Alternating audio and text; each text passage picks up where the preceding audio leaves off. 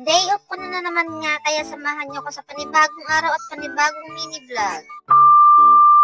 Ngayon nga ay sa wakas nagpakita rin si Haring Araw. Ngayong umaga nga ay umaraw ng bahagya pero pagkahapon ay umulan din. Kaya nga itong nanay ko ay alas 4 pa lang ng madaling araw ay naglalaba dahil kanina nga pagising ko ay nagbabanlaw na. Kaya nga pagkabangon ko ay niligpit ko na rin ang higaan. Tinanong ko nga siya kung anong uulamin ay ang sabi sa akin bahala na raw ako. Kaya nga sabi ko sa kanya ay give me the money at ako nang bahalang bumili ng ulam at ako na rin ang magluluto. Pagpunta ko naman nga sa terrace ay nakita ko naman nga tong kapatid ko na nagdo-drawing. Shoot, Mari, nung makita ko yung mga dinodrawing niya ay mga kamukha niya rin. Napaka-talented mo naman nga. Eh di sana all. Kapag nagdalaga nga to ay mahirap kaibiganin dahil malamang to puro drawing. Nagaganda-gandahan na naman nga ang babae dahil pupunta ng palengke. Tilapia lang naman ang kikitain mo, may paganyan ka pa, shoot ka.